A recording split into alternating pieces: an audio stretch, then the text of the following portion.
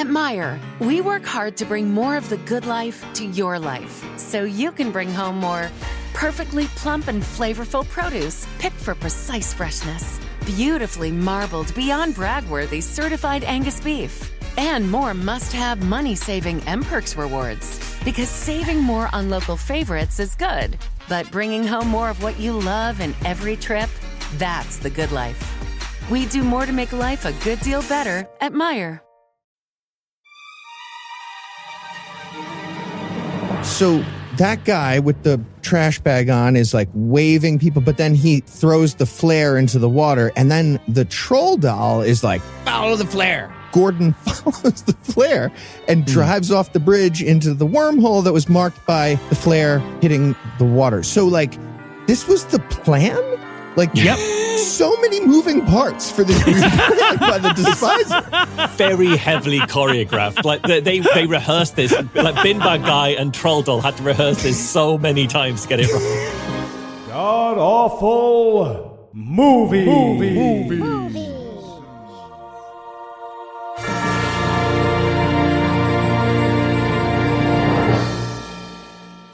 Welcome back to the GAM cast, where each week we sample another selection from Christian cinema because making a living as a juggler was really fucking hard. I'm your host, Noah Lugeons, and sitting 700 miles to my immediate left is my good friend Heath Enright. Heath, welcome back. CGI. We're getting into some technology. I'm excited. Technically, yeah. And unfortunately, Eli's going to be unable to join us today. He's really going to miss this one. But in his stead, we're happy to welcome back guest masochist extraordinaire Michael Marshall Marsh. Great to see you again. Great to be here. I'm so glad I could make this movie. This movie is incredible. I loved every second of it. Oh, absolutely. Like, if you love bad movies, this is one truly for you. Delightful. Absolutely. So tell us, Heath, what will we be breaking down today? We watched Despiser. It's the story of what happens when people who deserve heaven end up going to purgatory, like World War I and World War II heroes. And, of course, a movie writer whose wife doesn't understand that Despiser is a winner. And Marsh, how bad was this movie? Well, if you love dystopian tales of a ragtag bunch of rebels fighting for freedom and redemption against untold evil, but you also miss those sweet, sweet graphics of the PS1, you will love this movie. PS1 just pulled out its headphones and threw them down. Yeah, right. No, but this is what happens in a movie when no one in the movie is ever willing to say, no, that's not good enough. Right? Nothing was not good enough for this fucking film. All right, so is there anything you guys want to nominate this for being the best and being the worst at? Yeah, I'm going to go with best worst review of this movie, and it's pretty positive. This is from this movie's pretty bad website, but they put this up there on purpose. It says, Despiser is the tightly scripted tale. Really? Yeah. And then it adds lots of machine gun battles, car crashes, fireballs, turreted castle raids, and campfire dialogue about the meaning of the apocalypse. What movie did you watch? I don't know. It continues. It's the Beastmaster, as envisioned by Dante. What? I loved it. The Dante. 3.5 stars. The Dante. 3.5 star review. I don't know out of what, but I'm assuming 4. And that was by Joe Bob Briggs from Drive-In Movie Critic. Well, if you had asked me what Joe Bob Briggs thought of this movie, I think I probably, just based on the name alone, could have told you he would have loved the tightly scripted fireballs and turreted castle. Yeah. Tightly scripted. Absolutely. We've got Joe Bob Briggs's understanding of Dante. That's what this is. That's why he's comparing it to Dante. He's heard the word Dante at some point. All right, so I was piggybacking on the graphics issue that we've already discussed. I was going to go with best worst vehicles in motion. So the exaggeration in PS1 graphics that Marsh made earlier is that they were PS2 graphics, right? That's the exaggeration that he used. Like, they're legitimately PS2 level graphics, and like constantly there will be... Yeah, be fair. Yeah, right. There'll constantly be these cars driving down roads, and the roads are uneven, so the cars will like suddenly be at a dead angle and then flat and then upward angle and then flat. It's amazing. Yeah, it's so good. Oh, and I've got to go best worst self-insert. Yeah. Because we've got a story here of Gordon, who's an artist. And Gordon is absolutely meant to be Cook, the writer of this. Phil Cook, I think the name of the guy who's the writer, director, did everything on it. Again, going to the incredible website behind this film, we hear the story of how this came to be. And it was written originally in 1989 as the story of a struggling young painter in a new marriage trying to be taken seriously as an artist. But he writes, as time went by, both Gordon and I, the main character Gordon, got a little older. So now Despiser the story of an artist coming to grips with disappointment after many years of beating his head against the canvas. And he says, something that anybody who hits 40 can identify with. It's his midlife crisis. Amazing. He had to rewrite it because he got too old and sad. I love that the character got older with him in his head. Yeah. All right.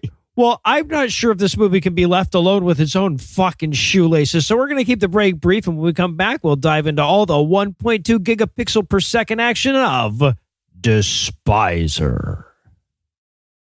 This movie is the Jeffrey Epstein of movies. Hey, Heath, what's with the Ninja Turtles and the footy pajamas? Oh, I'm reverting to childhood, Marsh. I can't handle the stresses of adulthood anymore. Oh, is this a politics thing? No, good question. It's actually a dinner thing. Do you know that as an adult, I'm expected to come up with something to eat every single day, like multiple times? Yeah, I do, yeah. Yeah, well, I'm sick of that question hanging over me all the time. So I'm returning to a time when I could just ask my mom and then yell for like fish sticks if it was gross. Well, Heath, if you're tired of figuring out what's for dinner every night, why don't you try HelloFresh? What's HelloFresh? They're America's #1 meal kit. With HelloFresh, you get farm fresh, pre-portioned ingredients and seasonal recipes delivered right to your doorstep. Skip trips to the grocery store and count on HelloFresh to make home cooking easy, fun, and affordable. Okay, that sounds great, Marsh. But what if I don't have time to cook? HelloFresh's new ready-made meals go from fridge to fork in just 3 minutes. It's the same high-quality ingredients and restaurant-worthy flavor that you expect from HelloFresh, just with none of the work. Okay, but what if I have more time than that, but still not much? Well, their lineup of prep and bake meals come together with minimal mess and only 5 minutes of prep, so your oven does most of the work, not you. HelloFresh's 15-minute meals are done in just 3 simple steps, so you can eat better this year without all the hassle. But have you actually tried it? I sure have. I love the way the meals unpack in seconds, and I love the way it saved time going to the grocery store. I had some delicious meals. All right, I'm sold. How do I sign up? Get up to 10 free meals and a free high-protein item for life at hellofresh.com/awful10fm. 1 item per box with active subscription. Free meals applied as discount on the first box. New subscribers only, varies by plan. That's up to 10 free HelloFresh meals. Just go to hellofresh.com/awful10fm. All right, thanks, Marsh.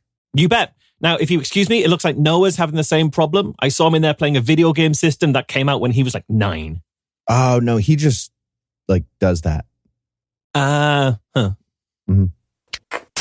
All right, guys, welcome to the first writer's room meeting for The Despiser. Right. No, guys, look, I know that we've all got differing visions for what this movie should be, but Craig said the only way he was going to let us use his copy of Spider-Man Movie Maker 2000 is if we all agreed to work together. So I figured we'd just all go around the room and say what movie we would make if we could have our way, right? So I'll start. I want to make a science fiction movie about aliens trying to take over the world. Well, I want to make an action movie about car chases and explosions. Well, I want to make a Christian movie about the love and redemption of our Lord and Savior, Jesus Christ.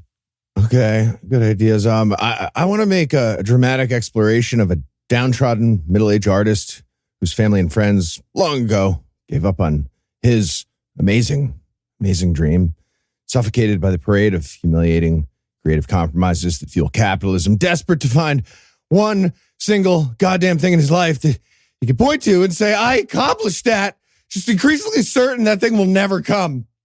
I want it to be about that.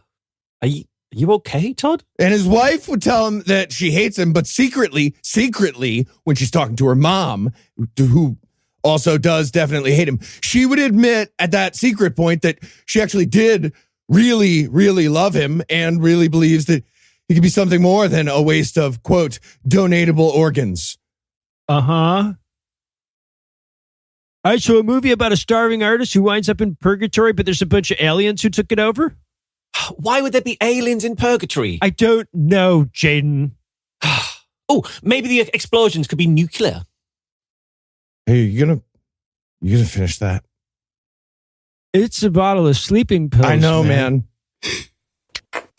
And we're back for the breakdown, and we're going to open up on a logo that might as well smash a beer can on its fucking head. Just an eagle calls. I'm like, when Colbert did this, it was ironic, people, okay? Yeah, we get the sound effect as well. We get the caw of the eagle. We get a text effect on the titles. This movie is spoiling us right from the off. It's great. Yeah. Yeah, so we get this. Then it chants USA, USA for a while. It's long. Yeah, exactly. But then we get my best worst right away. We get a car driving fast along the roadway and coming across a church in a PS2 game. Yeah. Honestly, I saw that in the cars. It's smashed into a church. It's on fire. And I was genuinely waiting for like Eli to step out of the car and be like, sorry. You know how Pringles crumbs get in the bottom and you want to grab it's hard. The hard to reach one. Really sorry about that. The burning car itself, it's because it's like silver and angular and on fire. I wrote, that's what you get for trusting a Cybertruck on autopilot, because it does look a little bit like that's what's happened here. Doesn't it, though? Yeah. No, I said there's a car burning, or at least fire adjacent. The graphics are not great, guys. So then these four characters get out, and they're all dressed like fucking Clue suspects or something. Right? Yeah, pretty sure one of them is running liquor for Al Capone. I'm pretty sure from the way he's dressed. Yeah. Yeah. One of them's an old-timey soldier. One of them looks like they killed Kennedy recently. But we find out later that it is actually like four people from four different time periods. Yes. No, it is a temporal village people on purpose. Yeah. Including someone who's Japanese, asterisk. Yeah, right. I almost went with best worst Japanese guy. So, but this is Kanjar's car. But where's Kanjar? I guess Kanjar is one of their teammates, and then they find him hanging upside down from a cross as they walk in. So he's fucked. Kanjar's gone. And it's great. He's hanging upside down from this cross by a single piece of string, because to cut him down, they cut the smallest piece of like the thinnest string I've ever seen. And just like that was very load-bearing string. Also, like, because he goes, one of the characters' name is Nimbus, and he turns to another character named Kumi, and he says, cut him down. And Kumi has a giant knife way too fast. Like, way too fast. It's a tactical belt and a tactical knife. So Nimbus loads a few glowing pink bullets into his gun. I feel like you arrive with your gun loaded, right? Well, that's what those were, because they've got a normal gun with normal bullets, but then he puts the gun down, and it looked like he picked up a laser pen. And I thought, I really want the bad guy to be a kitten. I want him to like, that's where this is going. Like, I can, don't worry, I can get him. Bad guy. Yeah, right. Yeah, but so they're going to go into the church. Charlie, who is the girl, she has a put me in coach moment really quickly. The only thing I wanted to point out is throughout the early stages of these graphics, this looks exactly like the British kids TV program Nightmare. And it's really hard because most of the listeners will not understand that, but it's really off-putting because it looks exactly like an episode of Nightmare from like the 80s, 90s. Okay. If anybody wants to know what traumatized every British child growing up, you should look at Nightmare on YouTube. And I do want to know that. That is incredible. Nightmare. Yeah, it's Nightmare. Yeah, it's amazing. It looks exactly like this. Like the Kano Rogan experience. Yeah, exactly. Exactly like that, yeah. Is that the new show that you're on with Cecil? It is the new show I'm on with Cecil. It's fun. Nice. It's interesting. We should plug It's that. really good. So Nimbus goes into the church where he finds the bad guy. Now, I'm going to just save you a lot of the headache that I have. The second to the main bad guy in this movie switches bodies. We don't learn that until way later. So I spent so much time wondering who the fuck this character was, right? But this is the bad guy. Now they know that like big face scars are cool things to give your bad guy, so they decided to give one to their bad guy, but they gave him just a vertical cut across his forehead that looks like a kind of like a frown. It looks so silly. Or a lobotomy scar. It looks like he's been recently lobotomized. Right. So Nimbus and the bad guy, this is the Shadow Man. They have a short tete-a-tete, and then they shoot at each other quite a bit. Yeah, I enjoyed that because they didn't know, like, when it was just like, all right, that was enough speeches, right? Gunfight. All right, cool. Yeah, right. And genuinely, there is no way to describe what Nimbus is doing here without using the words pew pew, right? Like he's just he's got to turn and shoot these other bad guys that are running at him. He's having a blast. Yeah. What's happening here is the actor is trying to sound like Samuel L. Jackson as best as he can. Yeah. He's Samuel L. Jackson. And the baddies aren't just running at him, because at one point, one of the baddies throws himself through the window of the church, like several stories up. Yes. And then just kind of like lands on the ground in front of him. It's like, for so long, just out of nowhere. What was their plan? The two main people are fighting, and then just like smash. And someone flies into frame, hits nothing, does nothing, smashes into the ground, completely useless. Guys, this seemed really cool in my head. I had a whole thing. I went back. I'm really sorry, boss. I thought I was going to get him. I missed by a lot. What did he hope was going to happen? Because like church windows are already like 20 foot off the ground or something. Yeah. So at best, he had a 20-foot drop into the fight. And he's just like, So he shoots him with the pink glowy bullet eventually, and he lightning explodes. Right, there's a chase scene in here that I'm leaving out. And he does a speech from Joshua 23 instead of Ezekiel. It's so good. Oh, interesting. Yeah, I didn't even catch that. But yeah, like Nimbus will speak almost exclusively in Bible quotes, right? Yeah. Throughout in the action sequences, his shit talk will be Bible quotes, like Bible Man, but he doesn't use them otherwise. Also, he says he does give a speech from Joshua 23, but it's just Joshua 23. Like there's a bit missing there. Like you've got the chapter, but not the verse. So it's like, I don't know. If I've never heard a Bible like verse reference with just the chapter it's in. Yeah. Also, it went too long. So like he shot the guy and the guy's dead. And he's like, that was Joshua 23. He's dead. Yeah. All right. In case Kind of doing the speech there. Interesting. But he's not dead. It turns out he's not dead. No, well, it's sort of not dead. Yeah. So, okay. But then we're going to cut to we're outside of this weird universe that we've been in, the CGI universe that we've been in up to this moment. So we're going to cut now into the real world where Gordon, our main character, is being woken up by his boss in front of his computer. Yeah, in front of his 1995 copy of Photoshop is what he's right. Yeah, exactly. Yeah.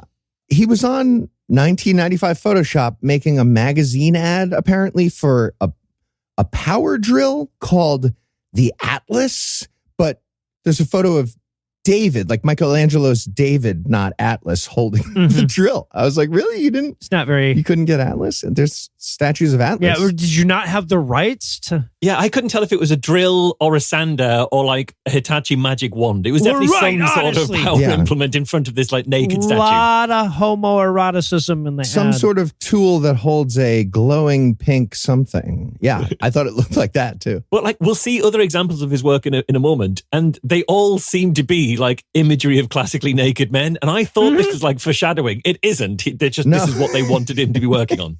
I guess. I wanted his boss to be like, Gordon, can we have a quick word? I mean, we're doing drills here, mate. They don't always have to be statues with dicks. You can advertise drills with other things. Trying to make it artistic. Whatever. So 2 notes on this scene. First is that somehow guy getting woke up in his computer looks every bit as unrealistic as shooting a demon with lightning bullets just did. I have no idea how they managed that. But secondly, this is a pretty boilerplate scene, right? Like this is a pretty basic standard beginning of the movie. We just need this boss to be an asshole and this guy to quit or get fired, right? Yeah. To sort of like teach us, to show us that, this guy's down on his luck. Everything's going wrong for him. And they managed to fail so spectacularly because like the idea has to be like for this to work, the guy has to just be doing his job and the boss has to be being a real dick. And then he has to get like emotional about it or get frustrated and quit. But like he caught him sleeping on the job. Yes. Right? Yeah. And also we find out he hasn't saved his work at any point and he loses all of his work with the click of a button. So he's like, he's incompetent in multiple different directions, the hero of this movie. Right. Yeah, exactly. Right. But it happens to all of us once we get to 40. Like, once you get to 40, this is very relatable, actually. These are perfectly reasonable concerns. Yeah. The boss is a dick. Once I hit 40, I started putting in statues with penises into all my work. And everybody that's complains true, about that's it. But true. what are you going to do? I'm 40. Yep. Come on. Yep. But Gordon's fired. No, he quits. We have that whole moment. And he stands up like he's going to punch his boss and he's threatening his boss with his fist. But it's a very small moment. But when he's doing a fist, he's doing specifically the got your nose pose with his hand. So I don't know what he's trying to sort of persuade his boss with. Yeah. He also ends by yelling, "You narrow-minded, uncreative butt plug." And that's the end of the scene. Yep. It is, yeah. He was pretty proud of that one. So then we cut to Gordon. He's driving home all angrily. He gets home, and damn it, if his wife's not moving out, her U-Haul is mostly filled. I got to mention, though, on the way home, we get him being like, butt plug. Yep. Is what I said earlier. Yep. I said to myself while driving. I said to myself in a scene that I wrote to myself about the thing that I just wrote. Yeah, it's fucking incredible. Yeah. I'm a good scriptwriter, I thought to myself. Tightly scripted. So he gets home and he's like, "Maggie, my wife, why are you moving out?" And she hands him the note that says they're going to be evicted like tomorrow. Yeah, he's not been paying the rent for a significant amount of time. And again, he's meant to be the sympathetic hero here. Like, oh, it could happen to any one of us. How have you been ignoring the fact that you haven't been paying the rent and then withholding that from your wife? It's amazing. Yeah. Well, and then the amazing bit is he looks at the letter that says, you have to be out by the 15th. And he goes, "Oh, they said they'd give us another week." And I'm like, yeah, that would have helped. You just quit your fucking job. Why is eviction in movies always like a fucking pumpkin at midnight? Like every time. Yeah. It's not ever like that. So Maggie's going to live with her mom, but Gordon's not invited. And then, so at this point, he has to also tell her that he got fired. And so they have a fight about how she's sick of being poor, but he's an artist, damn it. But he's not an artist because we've seen his work and it's fucking terrible. He doesn't have an eye for it at all. This guy is useless. Also, he looks disconcertingly like the disgraced sports presenter Richard Keys. He looks exactly like that. And I couldn't take my eyes off that. Throughout the rest of the film in my head, he's Richard Keys. He's like presenting like 1997 Premier League highlights. Is what's going on in my head. Marsh gave us a photo of that guy in the notes and I just thought it was a screenshot and I didn't think about it any further. Yep. Sure as hell did. So yeah, it's, by the way, speaking of what a terrible fucking artist he is, as they're having this conversation, there's a painting behind him that they very clearly are trying to show you. Look at what a great painter he is. This is the most ridiculous gas station ass, bathroom ass painting that you can imagine. Right? It is. Sorry. It's just crappy. It's just a sculpture of Thomas Kincaid with his dick out. Really? Yeah.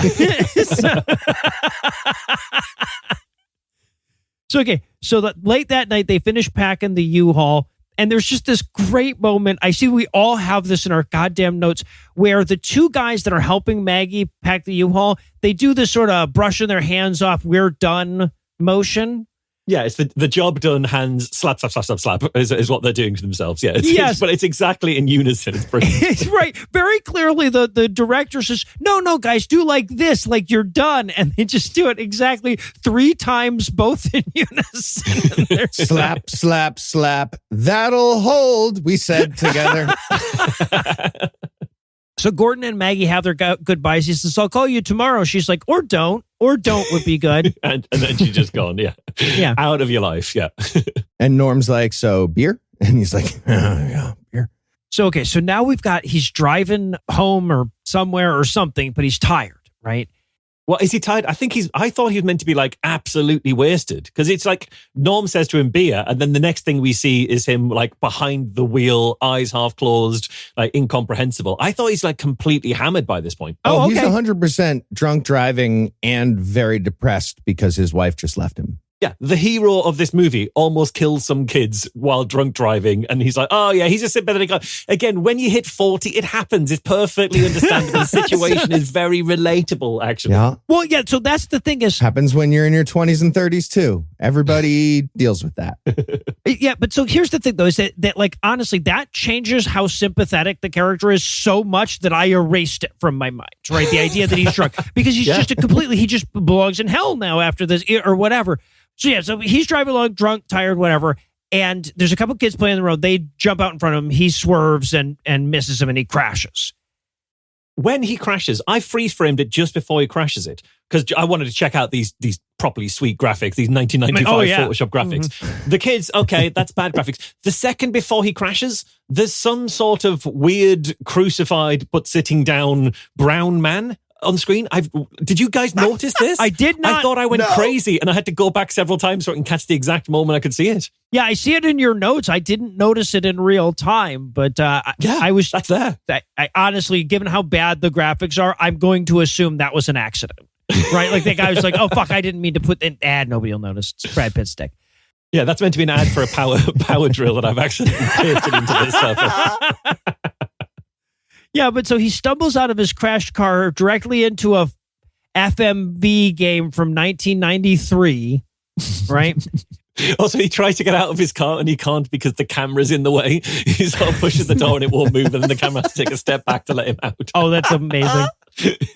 And their ability to create a dreamlike world within their budget is so shitty that they actually have a VO of Gordon going, "Why is everything so dreamlike here?"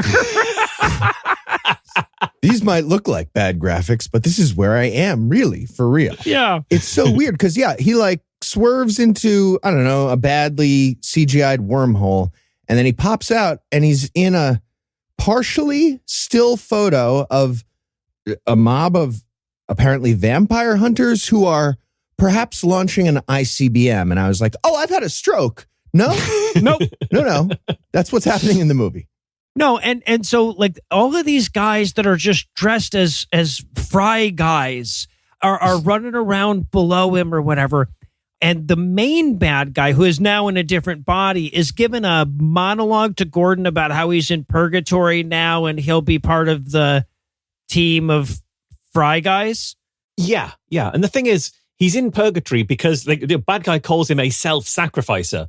But that's not our experience of him so far, because what we've seen is he's losing his job because he's falling asleep at work. He's lying to his wife about how much debt they're in. And then he's drunk driving his way into barely missing, killing some kids. Right. And that is purgatory level behavior. That's how you get, not hell, that is purgatory. That's medium. It's good to know. And it's wild when we figure out who else gets sent to purgatory and why. Like the standards that this universe is setting are incredible. He did some bad stuff, but if you're a pretty fucking great painter, that gets a lot of it out. Really good stuff. So they attack him. He picks up a stick and whips a little ass with it. But just then, Nimbus and the gang show up in a Dodge Neon to save him.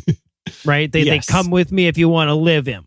Right. Yeah, they've got a blue model of a car, and it does like a sweet skid with the incredible graphics. And I looked it up at that point, and this film came out in the same year as the final Lord of the Rings film. So in terms of what the graphic standards could have been, what technology was out there. Woof. Yeah. The budget for this was $35,000 of his own money because he spent like a decade trying to get it financed and then was like, fuck it. I'm going to do it myself. That's amazing. And there's an incredible moment. I don't know if you guys watched this with the subtitles on. I had the subtitles on, the captions on throughout. As the blue car filled with the heroes drives away, the bad guy, the subtitles, have him shouting, "Stand and fight, you Kurds." And I was like, whoa, Kurds? Wow. Really? Like, not, are you sure it wasn't turds or curs or even like cowards, depending on the American accent? But no, the subtitles went, I'm sure he's making an ethnic slur. I'm sure it's a race thing for him. Specific political hot take. So they drive away. There was an ICBM in the background of this. They blow that up so that there could be a giant explosion behind them as they drive away. Right? Hey, question. If a bullet hits an ICBM, a nuclear explosion happens? Nuclear explosion. Absolutely. Yeah. Okay. Obviously, if anything at all hits an ICBM, nuclear explosion. They're just hair trigger type stuff. It's like Acme ICBM. Yes. Yeah, it's actually how they're meant to be detonated. You've got to sort of send the missile and then you've got to like eyeball it and just shoot it at the right time to blow it up. So they're driving away. Now, the good guy team has Gordon, and we're going to meet the team. This is where we're first going to be introduced to the incredibly white guy, Fumi Tamasawa. Yeah, I had to Google this because throughout, this guy, as you say, Fumi Tamasawa is played by Frank Smith. And I was like, oh, you're really doing the accent, are you, Frank? Oh, you can't. And I had lots of notes about him not being Japanese. And there was so many that I thought, I've got to look this up. So according to the film's website, Frank was, first of all, a cop in real life and a sales executive for Biolabs. Oh, good to know. And he is of Japanese descent and has a love of Kurosawa films, which made him apparently the perfect choice for the role of the stoic, noble, kamikaze pilot Fumi. Oh my Jesus Christ. He is at least some part Japanese, but he is also Frank Smith, the former cop and sales executive. Very top of the landing page. He's actually Japanese American. So just so you know, first thing you should know. So it's fine, actually. Yeah, he's Japanese, much in the way that every redneck I know is 1/16th Cherokee or whatever. Yeah. Yeah, but they're not doing the accent, Noah. Yes, that's the thing. Yeah, that's the thing. Ultimately, he can identify with whatever part of his family he wants, but the accent is bullshit. So Right. Really glad that Kanjar got killed early and we don't have to have that character. yeah. Whatever that accent might have been. But like on Fumi, they really stress how Japanese he is to the point where Nimbus is throwing around slurs and like racial stereotypes. At one point he says, oh, that's just Fumi's rice-headed version of things. Oh, whoa. Oh, is that what he actually said? Yeah. Yeah. Again, it's captioned. It's on the subtitles. And I thought, this is not long after that line about Kurds. I thought, where is this film going to take us? Right. I think it levels out. It doesn't go as far as it could. But yeah, Jesus. Well, it's going to take us to purgatory for these horrible racial stuff. Well, right. So, and right after that, of course, right after he says that, he turns to Gordon. He goes, "You're not an atheist, are you?" And I'm like, "Ooh, do you have a slur for that?" He doesn't. No, Gordon's Catholic, and he explains that they're in purgatory. And Gordon's like, "Wow, there hasn't been an action sequence in almost 3 minutes." And so then there's a sudden car chase, and they have to drive away from the bad guys. We get another VO that's like, this place doesn't look real at all. Yeah. Anyway. Yes. Actually, we're in a world of bad CGI. It's Spider-Man Movie Maker 2000, assholes. Premium. So I've never used so many quotes in my life before as I did in this sentence where I wrote, they're dodging explosions as they drive their cars down the road. Like, literally, they're so often in this movie, it's just like they CGI'd something and you're just like, it's just a car driving down a road, man. You had a car and a road at your disposal at some point. It's like every noun in this film has to be in scare quotes because it's not really there. Like you can have some nouns sometimes. But the Shadow Man is chasing them in his car now. His driver gets killed, so he has to dive roll out. A lot of dive rolls in this movie. Okay, it was fun watching a demon leader guy dive roll out of the car and then be like, "Oh, my fucking knee. Yeah. Oh, it hurts so bad. I'm going to throw up. I'm a demon." And they go back to it. We get to see his injured leg. Yeah, they do. Yeah. So, and then that ends, and they're just like, "Oh, so should we pick up our conversation we were having earlier?" He's like, yeah, pick up the conversation where we were. Right. Yeah, sure. So they drive on. We learn that Nimbus died in World War I. We learn that there's the Despiser is the main bad guy who we haven't met yet, and the other bad guy is the Shadow Man. Yeah, there's a great, when we learn when Nimbus is from, the dialogue, I mean, this is tightly scripted, remember, very tightly scripted, impressive level of dialogue. He says, "And I fought in 1913. 1913? 1913. And I just wanted that to come. 1913!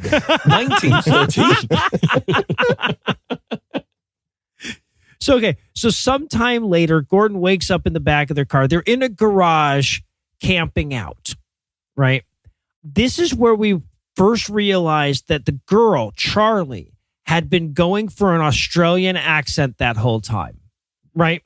Did we realize that? Because I think there was a line earlier where she's Australian, and everything after this feels like she's meant to be like somewhere between Dick Van Dyke and Mary Poppins. Like she's just taken the entire cast of Mary Poppins and smooshed it together. At one point, her line is, "I ain't no gent call." And I think that's meant to be Cockney. Okay. All right. So, see, I had her as Brooklyn gangster from the 20s up until this point in Australian from this point on. Oh, I had her as very accurate British accent throughout. Oh, Yeah, okay. 100%. So, Basically me. Yeah, completely. Yeah, really, She talks really. at one point about Membo Jambo. I have no idea where that was coming from. That's you. You do sound like sound- I don't understand. I say that all the time. She yelled bloody scroats at one point. Is that a Yes. British or Australian thing? I think it's a bit of both. It can be a Cockney thing. It's definitely an Australian thing. I think there's times when Cockney and Australian overlaps, and she somehow manages to miss both of those, all of those Yes, times. right, in her- yeah, exactly. At no point does she overlap on that. swerves out of the way of the Venn diagram altogether. Yeah. Well, so this is also, so they're all sitting around having cans of beans, which they're going to do quite a bit in this film. They're sitting around having each a can of beans, and they explain to him that what's going on here is that the Tunguska event, and I'm like, oh, I'm listening, was it aliens crashing into the earth in Russia, and when that happened, they died, and God couldn't figure out where to put them. Between heaven and hell. So he put him in purgatory, and damn it if they didn't just take purgatory over. The timeline on that is weird, though. Because it's like Yeah. 80 years ago, the aliens crashed. Mhm. But we know that Nimbus has been there since the First World War, which is more than 80 years ago. Yes, So was he, like, what was he doing in purgatory before then? Because to try and get out of purgatory, they need to sort of win this battle. Right, But right. This battle wasn't there when he got there. So was he just like driving around like in some sweet cars going over some unconvincing CGI bridges waiting for a battle to arrive? I guess, Were the Shadow Men yeah. already there? I have no idea. So like God made purgatory and then realized like I don't like the vibes in purgatory. I'm going to try to like bump up the average. I'll send a few war heroes to like I do guess. some good stuff there. Also, all the bad guys, the rag men, I think they get called. Yes, Someone says, "Oh, those are soulless beings." So, well, then why are they in purgatory if they haven't Yeah, got right. a soul? How are they in purgatory? So, right, but as they're explaining this, somebody's like, "Oh, there's been an action sequence in like 3 minutes, has there?" So they hear a noise, and Gordon and Jake have to go check it out. Now, Jake we haven't mentioned yet, but he's a private dick from 1923 or some shit. Oh, is he? I thought I he was a guess. cowboy to begin with, but that might have just been the tins of beans. I might have been confused about the tins of beans over a campfire. He's got boots on. I thought he was a cowboy. So he does a southern accent selectively, so I He guess I does. could see how you got that. Yeah. But they go to check out the noise, and a little monster runs by, and they're like, "Oh, it must be one of the little aliens that was on that spaceship that crashed into purgatory." Yeah, because I think at one point he's like, "What is it?" It's like, well, the answer is whatever animation you could get for about $8. That's Yeah. what it is. But like, is Jake meant to have never seen one of these before? Because he's surprised as well. Yes. But he's been here for ages. He's been here since whatever time he died, which is a significant portion of time ago. Has he just got lucky and never encountered one of the aliens that's overrunning purgatory? I guess, yeah. Yeah, it appears that way.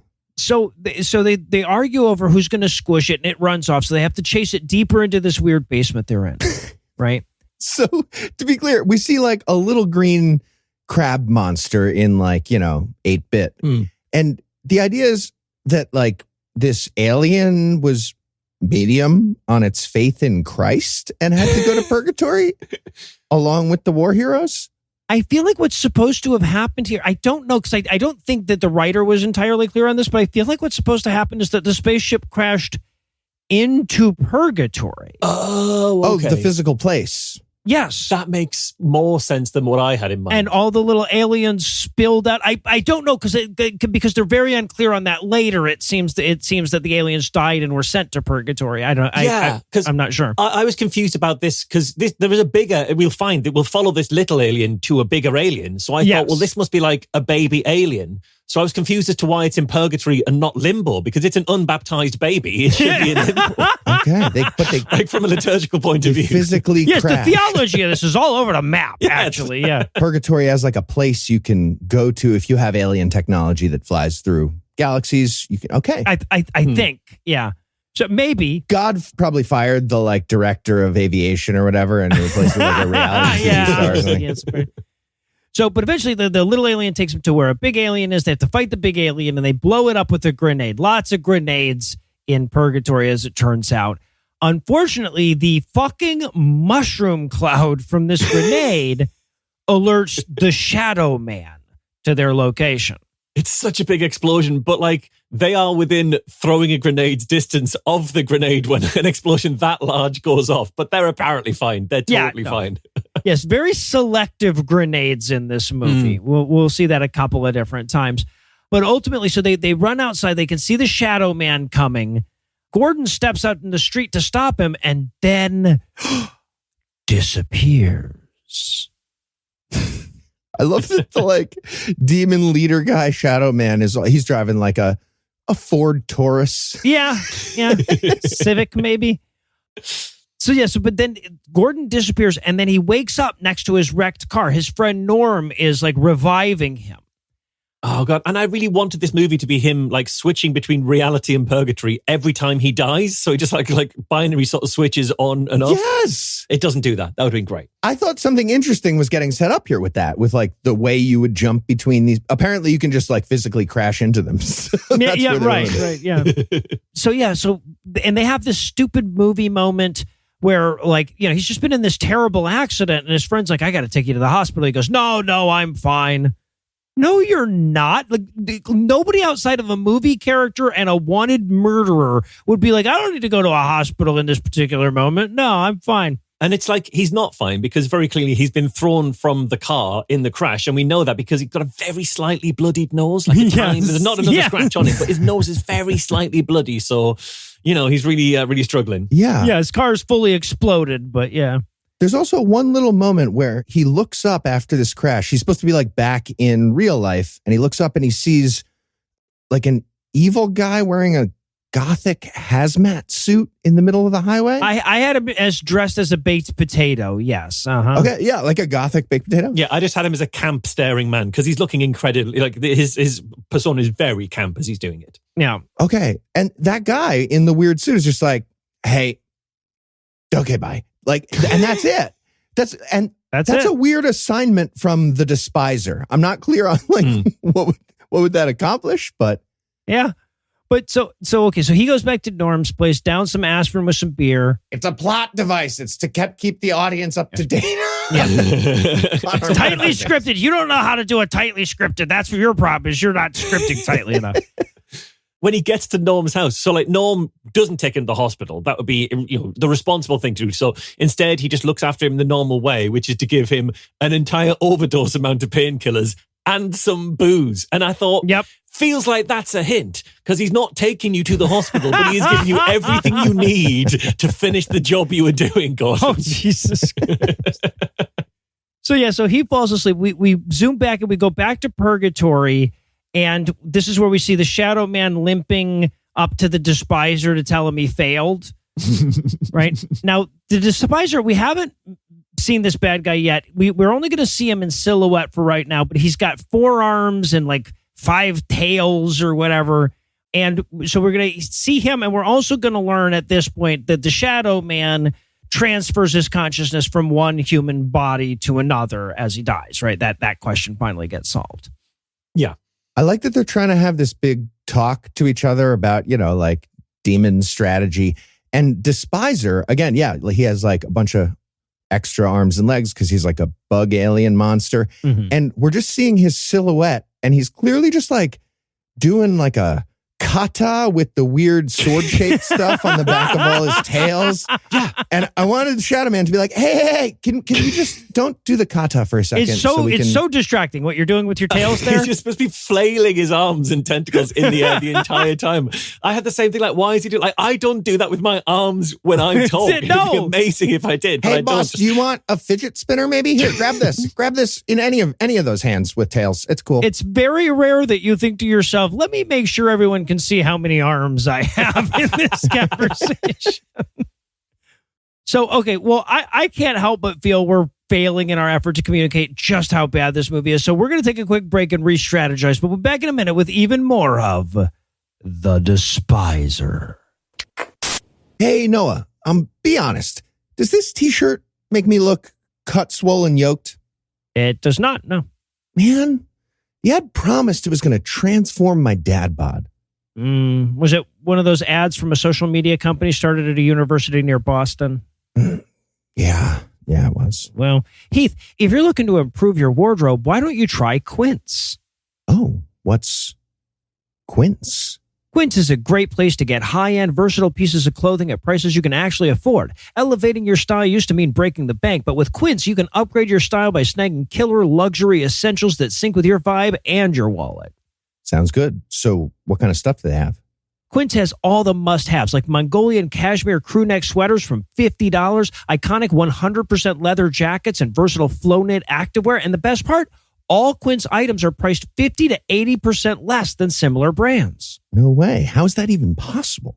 By partnering directly with top factories, Quince cuts out the cost of the middleman and passes the savings on to us. And Quince only works with factories that use safe, ethical, and responsible manufacturing practices, along with premium fabrics and finishes. I love that. So have you tried it? Yeah, I got some of the activewear from Quince, and it's great for my workouts. Yeah, those workouts are probably better than mesomorphic t-shirt technology. Right, yeah, because those are nonsense words. Nonsense words, yeah.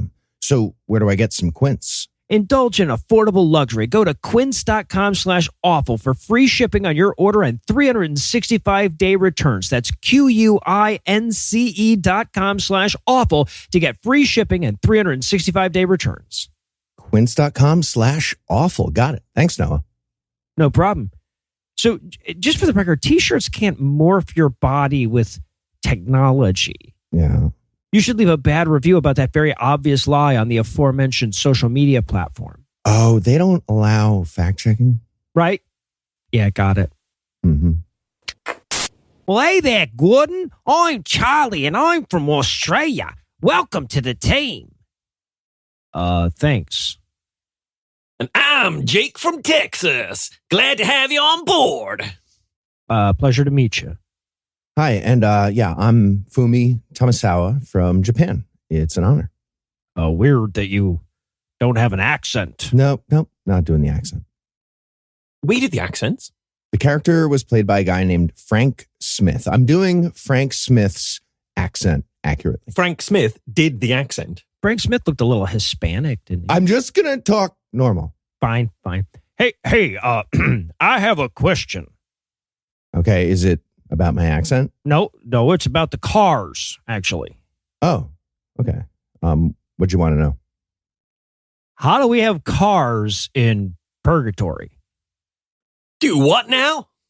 I mean, does Nissan deliver here, or is there a Nissan factory in purgatory? All Nissans are built in purgatory, actually. Okay, but how do we fill them up? Are there gas stations in purgatory? Yeah, but the pay at the pump is always out of order. Always got to go inside. All right, well, what about the guns? Does purgatory have armories? No, my gun arrived in the same way that we did, actually.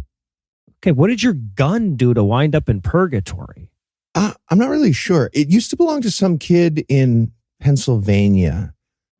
Watch out when you use it, though. It pulls a little to the left. Just a little.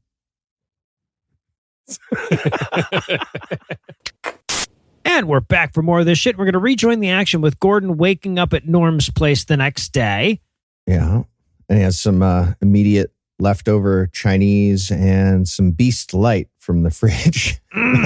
I was like, breakfast of champions. This is traumatic. I've done that so many times. Well, when you get over 40, it's very relatable. It's very relatable. My entire college experience and 20s. Happens to us all. Also 40s. I'm fairly sure, given that he's at his friend's house and this is the normal stuff that his friend's got going on, I think his friend's life is more of a purgatory than the dream world is. So he calls Maggie on the phone I had in 1992, but he hangs up when she answers, I guess. For some reason, we see that happening on her side from the phone's point of view. We get phone cam, like phone POV, which is such a weird choice. So, and then we watch this scene where he's looking over his old sketches of her, but they couldn't afford to get a real sketch artist to sketch her.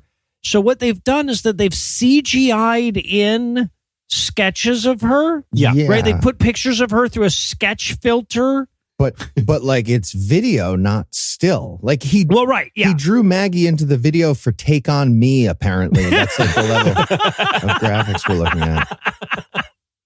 Just a Danish guy in a leather jacket rescues her. Yeah. Yeah, right. I'm surprised, Noah, that you don't have in your notes the thing that I had in my notes here, which is throughout this scene, something has been ticking loudly for 6 fucking minutes. Oh my fucking God. And worse than that, every time we'd get a different camera angle, the ticks aren't synced. So we get a different like tick schedule every time we change. Yeah, there would be a fucking syncopation or something every time. Pain.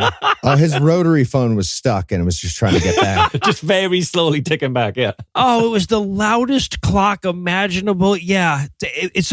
But as he's looking over his old sketches. Do you think he read Ticking Clock in like Sid Fields and was like, you know what? That sounds good. Oh, I didn't have one of those yet. Do you think that's why it's in a car? Because it's the hero's journey. That's why it's a car on a boat all the time.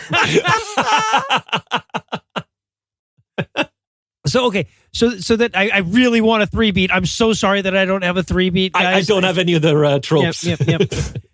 So as he's looking over these sketches, his nose starts bleeding, and then he looks at this. He's got a pencil that's got the little troll on the end of it, and the troll starts going, "You're gonna die! You're gonna die!" Which is the only thing that they bothered to animate this troll saying. So they use it 408 times in the next 2 scenes. Okay, this guy, Philip whatever, had some serious, aggressive, negative experiences with troll dolls in the 90s, apparently.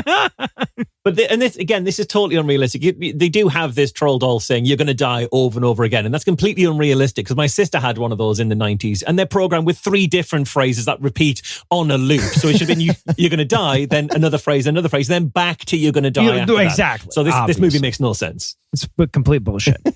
So he runs out of the house. He's walking down the street and he's stopped by a homeless guy wearing a trash bag, like homeless guys do, right? But apparently this is like a demon that's invading from purgatory or something. Right. To send him a message. Yeah. And the demon guy's like, "You got to come back to purgatory." And he's like, "No." And he just keeps walking. And then the demon's like, "All right, I'm going to teleport up a block. Come back to purgatory, please. Or we'll kill Maggie. I don't know. Can we do that? Maybe." Yeah. So now what we reveal here is that the Despiser now desperately wants to get his hands on Gordon because Gordon managed to get out of purgatory, and that's what the Despiser wants, right? So they're now threatening Maggie. They're telling him that they're going to kill Maggie if he won't come back to purgatory and show him how he did it. Yeah. So we cut to Mom's place. Mom apparently lives in Grand Theft Auto 3.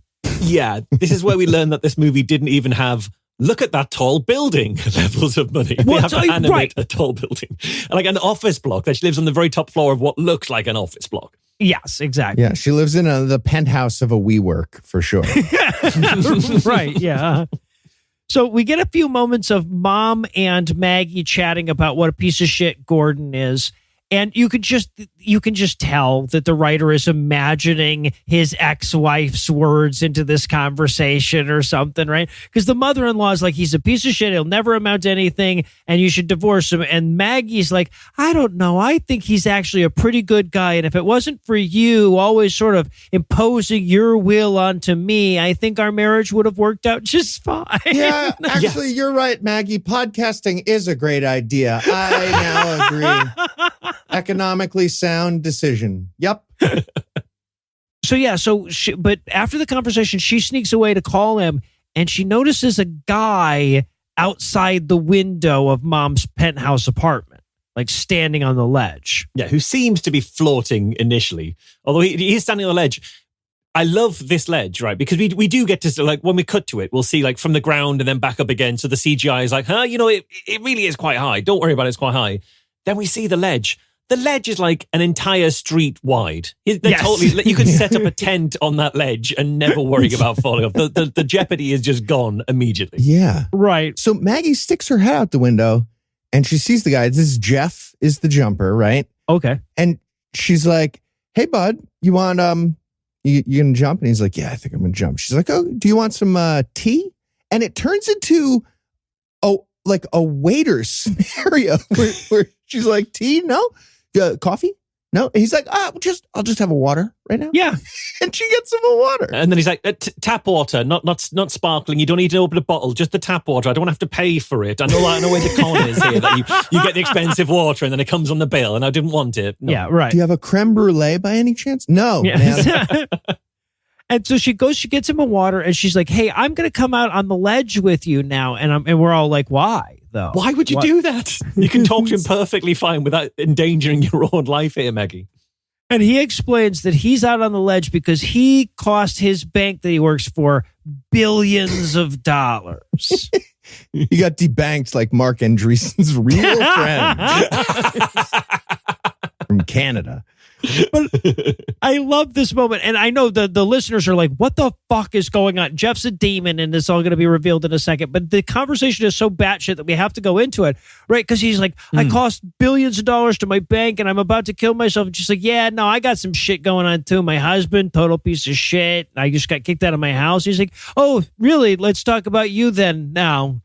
Well, he says the name of the bank. It's Washington Central Bank. And she's like, oh, I've got money in that bank as well. So I thought the demon was going to try and persuade her to kill herself, like rather than anything else. It's like slowly kind of lure her out on the ledge, give her the reasons to jump. And when that fails, we get one of my favorite moments, which is surprise crow attack to knock the water out of her hand. But, oh no, the crow's going to knock her off a building. Oh no, it's fine. Actually, the crow was just there to add suspense. It just didn't do that. But just then Gordon rushes in. Apparently he has keys to Mom's apartment. He rushes in and he realizes that it's the demon pretending to be this suicidal guy. And the demon's like, ha, got her, grabs her arm and jumps off the building. Now, listener, if you would like to watch this movie, it is currently, I believe it's on sale on Amazon for $0.00 on sale from its usual cost of $0.99 for rental. See, those tariffs are working. Oh, yeah. Bringing down costs. But at 41 minutes and 4 seconds, the demon pulls Maggie off and they both fall off the building, and we have to watch two people fall off the building. And the graphics for the two of them falling off the building are hands down the most terrible shit, the most amazing, terrible shit I've ever seen. Yeah, they're amazing. They're amazing. It's like they go instantly into like skydiving poles together, like sort of spread on. Okay, what was the bird for, though? It didn't do anything. No, just added suspense. A bird just flies by, and it's like, oh, my San Pellegrino. and then they just do the rest of the scene that matters. Yeah. So they fall down. Maggie survived the fall, but she's all comatose or whatever, so she's in the hospital. And the doctor goes by Gordon and the mom, and he's like, well, if she makes it through the next 24 hours, her chances are good. And I'm like, that's a nice way of putting she probably won't live through the day. That's very way to give a positive spin. And she is hooked up to the world's oldest life monitoring machines as well. Like, I'm pretty sure these machines were like monitoring Neil Armstrong's vital signs when he walked on the moon. That's how old these are. So he's Gordon's sitting there with her after everybody else is left, and fucking CGI demon comes out of the wall to explain that they've dragged her into CGI purgatory and will only release her if he'll come back and show him how to get out. Right, and I was sure this was the movie fucking with me, because when a wall grows a face and starts talking to you, that literally happens in the kids' TV show Nightmare. That's like a central part of what happens all the time. Seriously? It's like a game show where kids have to like walk around a fantasy version of like a medieval type thing and answer like riddles and stuff. And one of the riddles is asked by a wall that's got a face. I thought, you are fucking with me. Like, if I swear to God, if this wall makes like Gordon answer a riddle, I'm turning this off right now. Okay, this guy Philip got like Clockwork Oranged into watching Knightmare, and like a troll doll was there, and like a bad thing happened, and he wrote this. 100%. Weird. So also, by the way, the Despiser is who's talking through the wall, I think, right here. Yes. I guess. Earlier, the Despiser explained that he has one power in the tangible world, and that power is going into people's dreams and making them do his bidding. Yes. But now, okay, I mean, he has like at least one more power that the wall talking. Because you can make a wall, you can do a wall talk. Yeah, He that's can a send big... bin bag men as well. He can send some bin bag men. Oh, into yeah, the that's realm. right. Yes, yeah. That's one. Why would God give powers to people in purgatory or alien monsters? Yeah. Especially, one might argue, alien monsters. I don't understand. Yeah, because we'll find out he's got one other power, which is to very, very slowly pull like nuclear missiles through wormholes, but like very, very slowly. He's got that ability for some reason. And he's got a guy dressed as a baked potato out on the road. It's all kind of shit. Yeah. Hey, God, did you give a power that's like the opposite of nuclear non-proliferation? Did you do a nuclear proliferation power for an alien monster? In purgatory? So, okay. I'm doing it a mysterious way. Shut up. So I love the listeners' experience right now where they're going, what the fuck do these guys keep talking about nuclear missiles for? I know, you'd think if the main fucking concept of this movie was nuclear missile based, we'd have introduced nuclear missiles at this point in the film, wouldn't you? Hey, I've been having the same thought throughout this movie too. That was my experience until just about now. Yeah. So, okay. So now Gordon, he runs back to Norm's place now, knowing that his wife is in trouble. He stomps on the troll pencil topper, so that comes back. Yeah, it's probably the troll's fault, so that's fine. You've nailed it, Gordon. You've probably dealt with this whole issue by killing the troll pencil. But then he tells Norm, he's like, hey, look, Maggie's being held captive by a bunch of dead guys in purgatory, and I need guns to get her back. And Norm reacts appropriately, right? He's like, dude, no, you're crazy and need to go to a hospital. But he goes into Norm's gun closet. This is fairly common in America, by the way, Marsh. We all have our... it? Hey, Norm, you have a gun closet with the American flag on the wall right above it, right? And he's like, yeah, no, obviously. Yeah, quick question. Is that a giant unlocked box with several guns and it turns out some fucking grenades in it? There's a couple of grenades. I was about to tell you I also have grenades in there. Yep. Yeah, I at this point, I was worried that Norm was in a militia. I was writing, where was Norm on January 6th? I mean, it doesn't matter now because he got a pardon, but like we should probably know. They literally say that he's in a militia right after that because they have to explain why he would have grenades. He's like, those grenades are illegal. And he's like, they're yours, Norm. He's like, but I'm part of the militia. It's cool. Norm's going to purgatory. Don't worry about it. Yeah, he'll be fine. Well, he was there for a while, then he did get a pardon, so he's back out. All right, but so Gordon steals Norm's cars and his guns and his grenades, and he starts driving along. The cops are chasing him. There's a troll hanging from his window. That troll talks a bunch of shit too, I guess. Yeah. And then baked potato guy is in the road and he's got a flare. Also, his bin bag that he's wearing, his garbage bag, is now like shimmering with all the stars of the universe, I think. Mm-hmm. Yep. Okay. That's how you know where this fits into the plot, Marsh. I thought it was a good device. Hey, look, that effect is available on Spider-Man Movie Maker 2000. It was goddamn, we're going to get some use out of it. Apparently you sparkle with the color of the secret weapon that like your kryptonite is also the color you sparkle with. Oh, interesting. Yeah, it's a little bit of foreshadowing. So yeah, but the trash bag guy directs him off the side of the road. He drives off of a bridge right into a CGI tunnel that takes him back to purgatory. Right. Okay. So that guy with the trash bag on is like waving people, but then he throws the flare into the water, and then the troll doll is like, follow the flare, follow the flare. So Gordon follows the flare and drives off the bridge into the wormhole that was marked by the flare hitting the water. So like, this was the plan? Like, yep. So many moving parts for this plan by the Despiser. Very heavily choreographed. Like they rehearsed this. Like bin bag guy and troll doll had to rehearse this so many times to get it right. Right? Troll's just like, line, follow the flare. Sorry. Keep rolling. I got it. I said follow the fair. He's looking for a circus now. I've really fucked this up, guys. Does my hair look stupid? So he gets to purgatory. They let him bring the whole car and the grenades and everything. And then he throws the troll doll out and he shoots it. There's a very long sequence with the troll running back and forth, trying not to die. The troll's more of a major character than his wife by this point. He gets more screen time and more lines. Right, yeah. We watch a long sequence of a guy murdering a troll doll with gun in the movie. Ineptly murdering a troll. I need to know what happened in his life where this fad made him so fucking angry. Well, and then the very next thing in my goddamn notes is he drives into the techno for a bit, and we see his wife who has been TP'd on the Appian Way.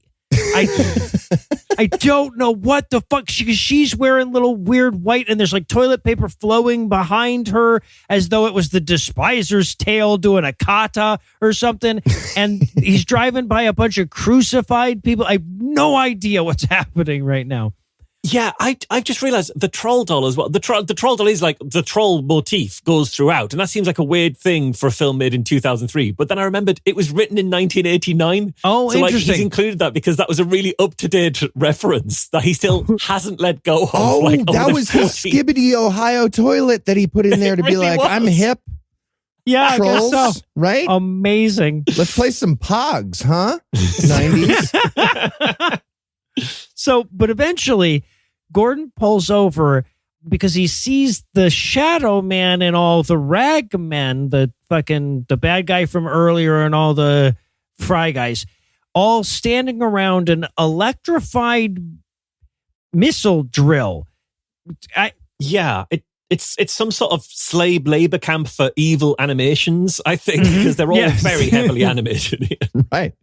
Yeah. And so apparently somehow or another, they're using this device to dig nuclear missiles out of the ground in purgatory. Why would those be there? I don't know. What? Also, they're going to use the missiles to get out of purgatory, right? That's what the bad guys are trying to do. They're going to try that, yeah. Yes. Why wouldn't you just let them leave?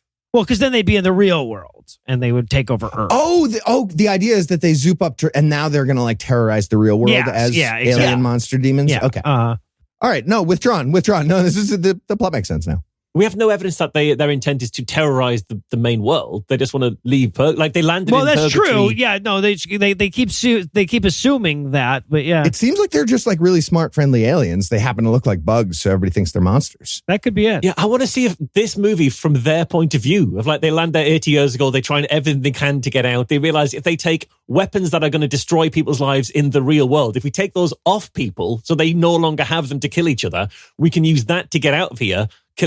Saving two birds with one stone in that we're removing nuclear weapons from the world and also freeing ourselves from purgatory. They are the good guys in this movie by a substantial margin. Yeah, because when they eventually nuke all of the other people in purgatory, they go to heaven. Right. Yeah. No, it's a really interesting story.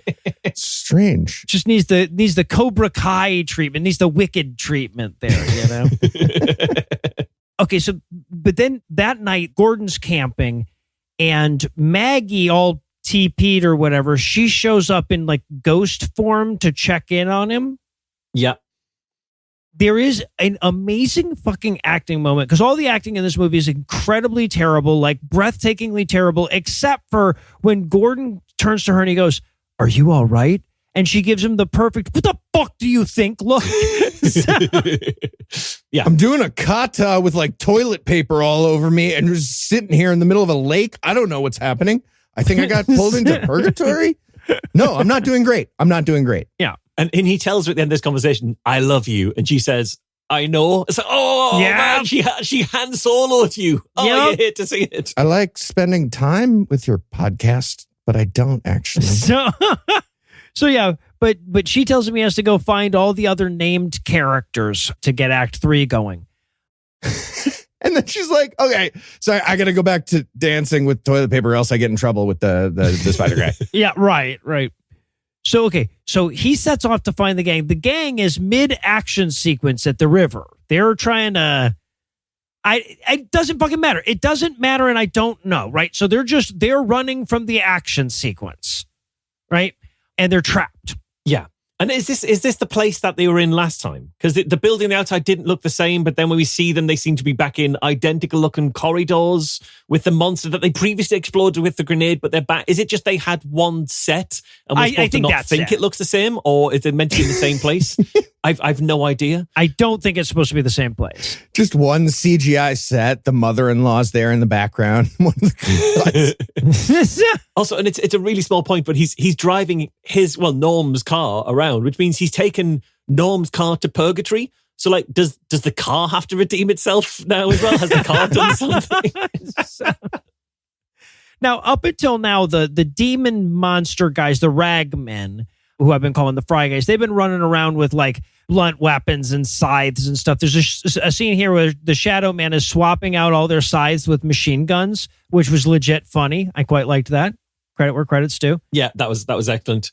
Also, this bit where Gordon in his car like drives up to this scene, but rather than going to the building to help, he drives to a nearby parking garage that's there, and there's a multi-story parking garage in purgatory. Yes, like, I bet the rates are really expensive, and then you've got to, like, when you get in, you've got to wait for someone, like, ages for someone to like back into a space, and then they pull out because they're not quite square, and then back in again, and you got it's like 6-7 times of that. Can never find your car when you come back in. Yes. You know what? I'm going to find street parking. Oh, now I have to get back out. Fuck. I'm going to go into the mall and get a validation from like the pretzel place. I could go for a pretzel. Okay, so but what he realizes is that from up on his garage, the good guys are all getting trapped on the roof of the other building, and there's a giant like radio antenna on the building he's on. So he just needs to blow up that antenna, and it'll fall such that it'll create a bridge that the good guys can cross, thus saving the day. Yeah. So he's going to do that, but he's going to do it really fucking slow. Incredibly slowly by duct taping some grenades to this radio antenna, which means he brought duct tape to purgatory as well. Yep. And it's like, oh, I really want to, I bet it takes him like way too long to find the end of it. And then when he does manage to find it, it kind of splits down the middle and he's got to start all over again. He also brought beans. He brought guns. Lots of beans. Grenades, duct tape, a little bit of yellow twine, and a whole bunch of cans of beans. He did, okay, yeah. well, let's be fair. Norm just drives around with a lot of cans of beans just naturally, right? That was and probably already a lot of duct tape. But we see what Norm's like. Yeah, exactly. He's got duct tape in the back of his van. That box you keep for like useful items to be on the road with, just full of bean cans. Absolutely. So, but, and I just, this is such a minor point, but hey, Gordon, you don't have to grenade all three of the guy lines. One guy line, I mean, that's not doing any work at all. And also, I put a picture of it in our notes. I know, listener, that you can't see our notes, but the effort that they put into CGIing this radio antenna across the two buildings is less than the effort I put into putting a screenshot of it into the notes. That is true. Yours took way more skill to get that into these notes. Oh my God, it's so bad. So, okay, but now one at a time, they've got to cross this makeshift bridge. So we have a bunch of suspense as the bad guys shoot stormtrooperly from below. Okay, I did enjoy the walk across because they're having trouble with the walk. They're like, it's hard to straddle it. My legs are I got to walk kind of silly. To be clear, though, they're walking on CGI, nothing. They're walking on nothing. So they're miming like an awkward walk with a green screen. And then they added this. It's so good. And they're getting shot at. Yeah, like Jake is having to like straddle the middle bit of the bridge is the choice he's gone for. But like how he's doing that is he's walking like he's badly shit himself and he's trying to avoid smearing around too much. Like he's resigned to some smearing, but he wants to minimize the smearing. Absolutely looks like that moment where you're like, I have to stop. I can't walk. I have to hold. Everybody look away. Oh, and then you've got the lady who was Australian at one point, Cockney at other points. She feels like she's just cycling through all the Anglophone countries. Like she can be South African for a while, I'm pretty sure. She says of this bridge, quote, I could cross that bridge in half the time. That's literally the line reading. Yep. So, okay, yeah. So Jake makes it across and Fumi makes it across. Can Nimbus make it? Yeah, he makes it across. So now Charlie's going last. And the bad guy gets there. So he's coming across the bridge with her. And she has to have the moment where like she sacrifices herself and pulls the bridge down, but takes the bad guy with her. Yeah, and the way she pulls the bridge down is to sort of like twist a tiny little bit of one of the nearby bits of metal on it. And the whole thing just instantly falls into its constituent parts. Like that, she managed to find the one load-bearing little bit of that bridge. Yeah. Yeah, no, she might as well have to fire at it with a fucking targeting computer, but use the force at the last minute. It's fucking ridiculous. Also, as that's happening, the good guys are out of ammo, so they have to like run back to the truck to Yes. get ammo. And what they see is that Gordon has packed like 1,000 cans of Hormel chili and one extra ammo clip in like a haystack formation. So they're just scrambling around in chili cans for a while. Yeah, it's so good. Like the way they get out of ammo as well. It's not like they all shoot and realize they're out of ammo. It's like each of them take turn to shoot like one bullet from their gun and then learn it's out of ammo and then go for their other gun, shoot one bullet. That one's out of ammo as well. And we go through a chain of that happening. It's like 11 times. Yeah, it's goddamn amazing. So yeah, but they don't make it back in time with the ammo. She takes down the bridge and her and the Shadow Man fall. And I think we all need a minute to process the loss given our emotional connection to Charlie. So we're going to take a quick break. Who? But first, let me give Act 3 the hard sell. Will Nimbus and Fumi be all like, pew, pew, pew? Will the Shadow Man be like, will Gordon be like,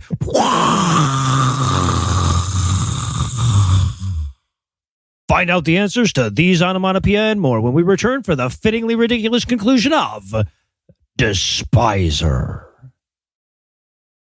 Somehow Fumi's onomatopoeia was racist. I don't know how they did it. It absolutely was. But it was racist. Hey, Heath, have you seen the sledgehammer? Oh, I think it's in the shed. Misleading exit sign. Is that what happened? No, but good reminder. No, I'm tearing out some sheetrock to find the old phone jacks. Like for a landline? Yeah. Man, I'm getting killed on my bill from big wireless. I'm fed up with the crazy high prices and the so-called free perks that actually cost more in the long run. And the bill is always full of bogus fees. This month, they tried to charge me for undercoding. Undercoding. All right. Well, I don't know about you, but I like keeping my money where I can see it. But unfortunately, traditional big wireless carriers also seem to like keeping our money too. Why don't you try Mint Mobile? What's Mint Mobile? Mint Mobile offers a phone plan that's a much better deal. Say bye-bye to your overpriced wireless plan and their jaw-dropping monthly bills and unexpected overages. Mint Mobile is here to rescue you with premium wireless plans starting at $15 a month. All plans come with high-speed data and unlimited talk and text delivered on the nation's largest 5G network. Okay, but do I have to get a new phone and switch my phone number? You do not. Use your own phone with any Mint Mobile plan and bring your phone number along with all your existing contacts. Ditch overpriced wireless and get 3 months of premium wireless service from Mint Mobile for just $15 a month. Well, that sounds great. Where do I sign up? If you like your money, Mint Mobile is for you. Shop plans at mintmobile.com/GAM. That's mintmobile.com/GAM. Upfront payment of $45 for 3-month 5-gigabyte plan required, equivalent to $15 a month. New customer offer for first 3 months only, then full price plan options available. Taxes and fees extra. See Mint Mobile for details. All right. Thanks, Heath. No problem. So I guess you don't need to break into the wall anymore. No, I'm still doing that. Really? You're going to do that anyway? And is that a rotary phone? Yeah, no, I like the clicky noise when it spins back. Yeah. No, me too, actually. It's like Right? It's so soothing. Yeah. Tough year, man. Yup. The Despiser. Welcome to your evaluation. I am God. What? Oh, right. Sorry. So here's what happened. You died during a big crash. And when that happens, when you die, you get zooped up to the pearly gates. And my guy Peter decides if you go to heaven or if you go to hell. Not really following that, but okay. Yeah. So Peter said he wasn't sure how to handle your particular case. It was kind of an interesting one. So I'll be doing the eval. And according to your file, you have not accepted my son, Jesus Christ, as your Lord and Savior. Sorry, what? My son, Jesus, you never accepted him into your heart. You're supposed to do that. I don't know who that is. I'm a space-traveling bug from another galaxy, man. Oh, are you? Yeah, I mean, like, bug body, extra arms, legs. It probably says on the paper that you're looking at. Oh, right. Sorry, just give me a second here.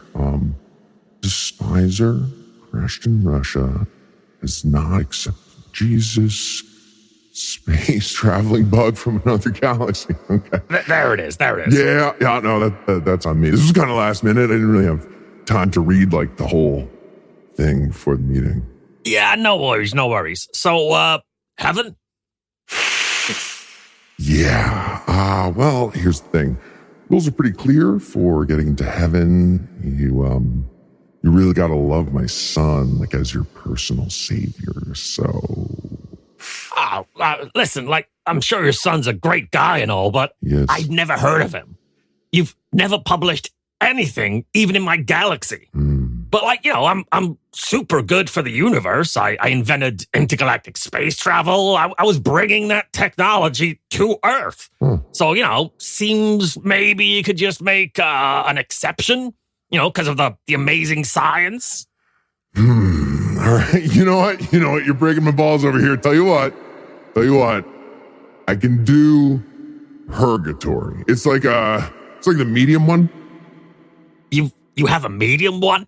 Yeah. It's for like when I can't really choose. You know what I'm saying? For when you, God, can't choose. Correct. Yes. Okay.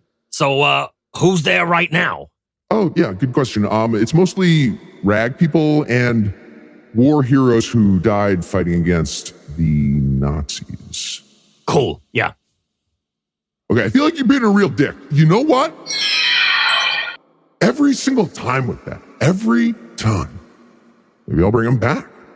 Make one the richest man in the world. You don't know. God.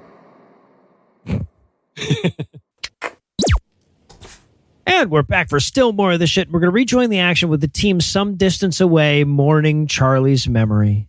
Never even figured out what that accent was. Just want to say, in the distance, you can see there's some crows in the sky. And it's like, yeah, there's crows in purgatory. Pretty sure it's going to be the ones that Disney removed from Dumbo. But it's those crows. You did help Dumbo, so that's good. But Fumi's like, wow, those are racist. So they demand to know how Gordon disappeared, but he doesn't know how. That doesn't stop him from promising to help them also get back out, though. Which is incredible because, like, Nimbus wants to get out, but, like, how? You are more than 100 years old. I really want you to get out into, like, a decrepit, super old body that immediately dies. It's a skeleton, yeah. So they explain here that when you die in purgatory, it's like you get an atheist death. You're just dead. Yeah. Right. Which is good because, like, they needed that to have any stakes, right? Because everybody just be like, well, yeah, you could get out of purgatory by dying, apparently. Yeah, because they have this conversation while they're talking about Gordon's wife being there. And Nimbus asks some pretty unusual questions. At one point, he says to Gordon, is your wife a go either way kind of gal? Huh. And it's like, a bit personal. You only just found out she existed. I don't think you should be prying that much. And there's a lovely bit of dialogue as well, because Nimbus says, well, only people who've fallen into despair end up here. And Gordon says, she fell from a building. And I wrote, into despair? Is that how she landed in despair? But yeah, Nimbus is also saying like, okay, well, she's got a secret evil backstory. She is not Christian, if you know what I'm saying. And Gordon's like, what? No. Oh, she's not, wasn't the butt stuff. We forgive for that. She's a go either way kind of girl. Yeah. So, she likes my podcast. but they realize that they're going to need to raid the tower where the Despiser lives, right? But to do that, they're going to need some cooler cars. So it's time to go to a car dealership in Purgatory. I bet those rates are awful. Yeah, Purgatory has a car dealership we're going to see here in a second. And it's called Friendly Phil's New Cars. Mm-hmm. So that's cool. Yeah. Convenient. What is the economics of Purgatory? I don't know. There's car dealerships. We also find out there's gun shops because they go off and buy guns. We've seen lots of guns. Yep. Mm-hmm. So does someone work in the car dealership? Does Friendly Phil work in the car dealership? Who are the customers? Is it the shadow people? Do they make up is there a currency? Are there weekends? Let's world build here. I want to dig in. Well, there's the mall with the parking garage. So there's like a purgatory version of that. No, obviously. Also known as a mall. Yeah, right. Interesting. It should have been called a limousine company. Oh, nice. Nice. But so there's also this weird bit where like they both get like Corvettes or whatever. And Jake wants a Corvette too, but he's not ready for his own car. This has nothing to do with anything. But they do shoehorn that in on their tightly scripted 90 minutes. So they head out to get some ammo from the Purgatory ammo shop. From Friendly Phil's new bullets or something. Yeah, right. Which is also part of the economy. Or maybe they dig them up with the purple missile digger. I don't know. So just a really small one for each individual bullet. Guys, I think we could just go to Dick's Sporting Goods in the mall, right? You can get all the ammo you want. So then we head back to fucking Lego Barad-dûr or whatever, and we check in with the bad guys. Shadow Man has fucked up another body, so now he has to requisition another one from the circle of nervous guys that stand around in the Despiser's throne room. Yeah, God, he is going through those bodies the way my wife goes through tubes of toothpaste. Like, just squeeze from the bottom of the body. There's still plenty of life left in the body. Like, push it against the side of the sink. You'll get more life out of that body that way. Marsh, I've never felt closer to you.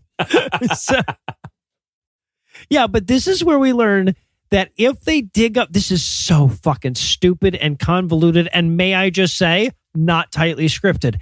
If they dig up enough missiles, they can explode their way into Earth, which means what? They don't need Gordon. Not at all. No. Anyway, so they again, okay, like how are there missiles there? Like who buried like nuclear pirates in purgatory? Or like, I gotta put my stash in what the fuck is happening? Oh, I thought they were pulling them in from Earth. Like this was like a purple electric-y portal type thing that they drag them through. Oh, interesting. Earth. So like they're all taking them from Earth into purgatory. Oh, that's even better. So it's like a hollow Earth thing, but like purgatory is Earth, yeah, right. And then the hollow part, or like a little kind of portal kind of thing. Yeah, like a little teleporty type thing. Like in Stranger Things, like they're opening a door to the upside down or something. Oh, it's upside down. Sure. Yeah. It's up, like north or whatever. But it's like, it's true that they don't need Gordon, but like to a point where Despiser even has to say that earlier, like, oh, just when I was so close to being able to have my plan, now Gordon can just come and go. And it's like, yeah, like you've timed this wrong in the script. This makes no sense in the script at all. Like it could have been that you had no idea how to do it and Gordon arrives, or Gordon needs to stop you blowing up the world, and that's the jeopardy here. But the jeopardy shouldn't be that you want to also know how Gordon's doing it, so you've got a backup plan, I guess, or other options. I don't know. Yeah. No fucking clue. Okay, so now the team is all sitting around the campfire, still mourning Charlie, I guess, when suddenly there's a nuclear Maggie explosion. So... what's supposed to be happening here is that Gordon is asleep and dreaming. While he's dreaming, the bad guys accidentally drop one of their nukes, which of course causes it to explode because that's how nukes work. Yeah. And Maggie, with her ghost psychic communication, toilet paper on the Appian Way powers, comes in his dream to tell him, hey, they got a bunch of nukes over here. You better get over here quick. Yeah. And then she's like, anyway, I'm going again, bye. And then she shrinks really, really small because they can't figure out a way of making her fade away. So they just like grab the top corner of her, grab the little box in the top corner and slowly shrink it down. Okay, I just want to say that was one of the most challenging scene explanations I've ever had to do on this show. So I'm just pretty proud of myself for getting through it. All right. Okay, so this is when Gordon wakes up from that, I guess, dream. And then he sees the mushroom cloud and he's like, that is a hydrogen explosion. We're all sterile now. Great. Yeah. And I was like, what are you worried about right now? You can't fuck each other, this squad of 4 dudes, and repopulate purgatory? What does that mean? You're in purgatory. Yeah. Also, like, you're 42. You're not going to have kids now. And the guy who's got Nimbus fought in the First World War. His chances of having kids from here are going to be slim at best. It's like 100. Yes. Yeah, but this is where Gordon's like, oh, you know what they're trying to do is blow their way out of purgatory. We better stop them quick before they get to Earth and take over. right? Yeah. And he's like, yeah, we dealt with this in the Navy. Yeah, he says like each of those rockets carry as many as 10 nuclear warheads. Mm-hmm. It's like, is that how the rockets? I thought they have one warhead. Do they have like 10 different warheads? Is like a sort of a nuclear hydra? Is that how these things work? Well, if you cut off one warhead, 2 warheads appear. Yeah. So yeah, but Gordon knows his nukes. Damn it, right? Like they drive up to the Despiser's tower and they pull out their binoculars or whatever, and he's naming all the various nukes. So he knows his shit. This is where he's like, oh, just that bomb by itself is as powerful as the bomb that destroyed Hiroshima. And then Fumi has to go, the what now? Which is also awkward. Yeah, It's crazy because we learned, like I said, Fumi is meant to be a kamikaze pilot. We learn he's in purgatory for his self-sacrifice. His self-sacrifice was blowing up a battleship. An American battleship during the war. They don't really touch on that too much, that he's on the wrong side of World War II and he's still in purgatory for it being a self-sacrificial act on his behalf. For God, it's about the heroics of it. It's not I about guess, what yeah. team you're on, balanced. So then there's this weird fucking moment where Nimbus decides to tell us a backstory that we don't need or care about the last time their team tried to attack this tower. The only purposes it serves is that it explains to us that the weird pink glowy bullets that he had from before were discovered and are the only thing that can truly kill the Shadow Man and the Despiser. Yes. And it's great because he's like, and I've only got one left. And so, and it's for the Shadow Man. And they're like, so how do we kill the Despiser? Don't worry, I've got another one. I have a second one. But it's bigger, so it's different. Bigger, It's a grenade, actually. It's like right out of Sid Fields again, but like they run into a problem. It's like, we have one kryptonite. Perfect. Wait, we need to kill 2 Superman bad guys. I have one too. Kryptonite. When I said one, I meant one per bad guy. It's one per bad guy. We've got to ration them out. There's a great bit too where Jake's like, oh, hey, what does the Despiser look like? And Nimbus has to be very cool. It's great CGI, regardless of what you might hear from podcasters in the future. It's actually pretty fucking solid for 2003. It's really hard to do. Yeah, so if you imagine like those wavy arm things you get outside of a used car lot, like 3 of those in one guy. So now they're ready to go. They drive onto the bridge to attack the tower. Luckily, Gordon was in the Navy, which makes him a crack shot with a semi-automatic rifle from a moving car on uneven ground. So he's just plugging bad guys one after the other. And they drive past the gatehouse and like they just shoot and they get through fine. And it's like, if your big evil lair is in a massive, massive sea of lava with only one bridge, a perfectly straight bridge on the way in and out, you've got to have a better gatehouse than that. Really, honestly, it's all about the gatehouse. It's all about the gatehouse at this point. So. The guards are just like, you have to do a riddle.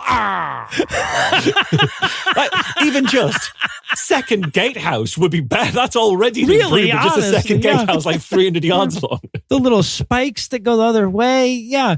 So, but the Shadow Man sees him. Apparently, he's out digging up missiles or whatever. He sees them, so he's chasing them now.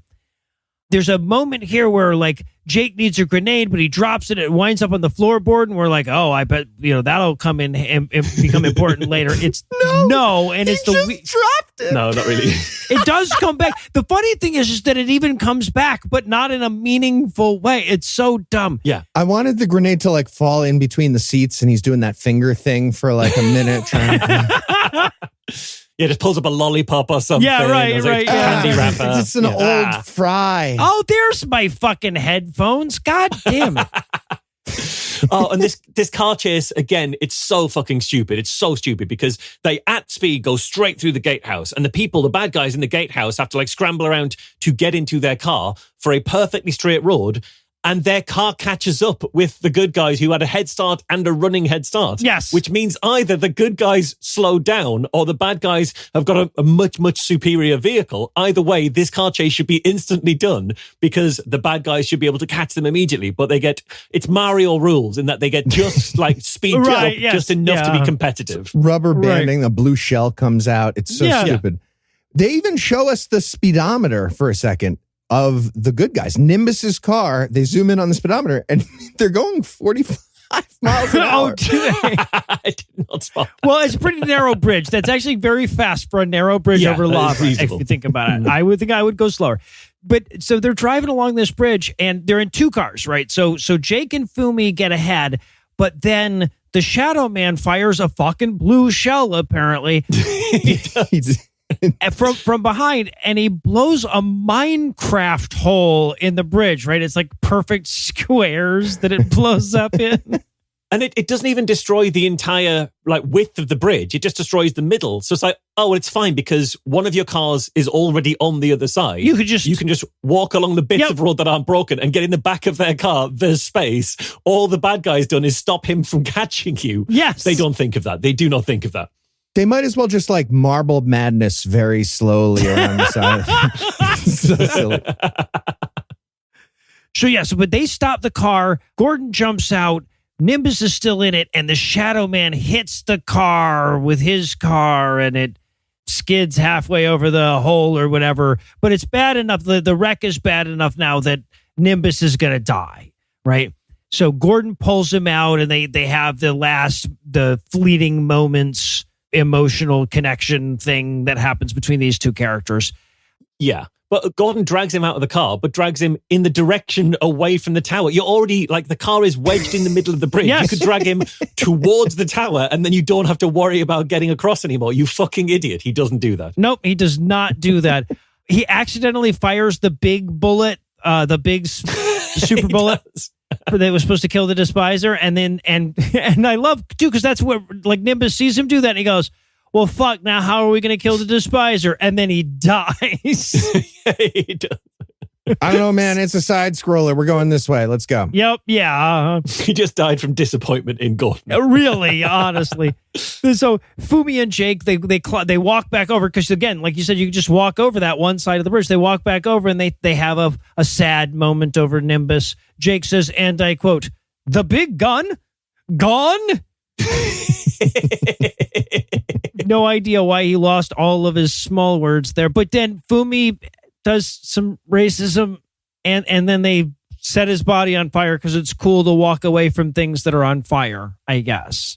But again, this is so stupid. First of all, they got to pour a lot of petrol on him. We haven't seen petrol stations, gas stations in Purgatory. I assume they're there. I assume they're not well staffed or anything like that. Yeah. But they burn Nimbus's body. So that's on fire in one side of the bridge. But on the other side of them is his car on fire. So all you've done is trapped yourself on a perfectly straight, narrow bridge between two blazing fires on infernos. either And now side. the bridge is on fire also. Right. Do you think this was a metaphor about burning the bridge to the past so you can only go forward to the future? Well, I don't know. It was pretty tightly scripted. So, and then the remaining characters, they drive somberly onto the tower. Gordon notices the grenade from earlier. He says, "Oh, there's a grenade in your floorboard. That's dangerous." And Fumi's like, "Oh, thank you." And he puts it back in his thing. Fumi's the one that had it in the first place. So we've just returned to the neutral of Fumi has grenades. Yeah, we had Chekhov's grenade has been found and will not be particularly deployed as well. Yeah. It's going to be pretty fucking important. Just put it in the console. That'd be great because it was rolling around. Yeah. Yes. By the way, the bridge has a road that just from the bridge goes straight through an open door into the lair. There's not a gate or any closures or anything. They just they put all they had right into in. that gatehouse, really. Yeah. They really did. The layer looks like it's been made out of the cardboard from the inside of cereal boxes. That's how badly they designed this thing. It's the best. And the first thing we see once they get inside, there's just a big pit with the rag people demons having a disorganized collection of nukes just strewn about, laying there. Like these nukes that they pulled out of the ground like the little onions in Mario 2 and just threw them into this pit. Yeah, it's like when magpies steal shiny things to line their nest with. They've done that, but with nuclear weapons. with nukes, yeah. There's also a great moment as they're driving into this fortress where they all have to they're going through the gate, and they're all supposed to look up at the gate as they drive past it. But of course, it's all CGI, so they're not looking at anything.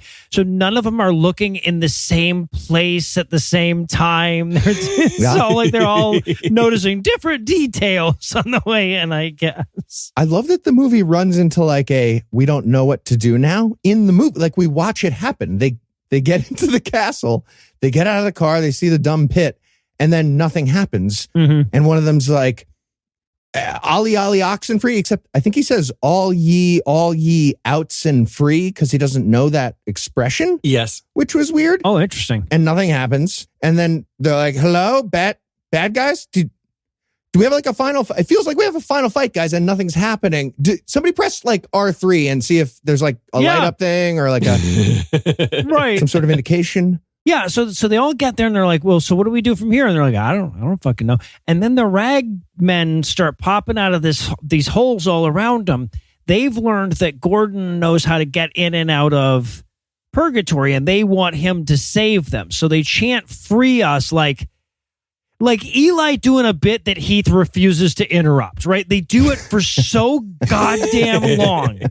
It goes on for like 12 minutes. And I like that as well, because it means that like Gordon has been like the talk of the town. Like he's been the gossip in all like the canteens of the rag boys. But he won't free us. And so eventually they pick up weapons to try to attack him. They just pick up sticks and stuff that they can find around him. So Fumi just machine guns them all to death. Yeah. Like, God forgive me. And then he just mows down this like otherwise primitive horde with a machine gun. Yes.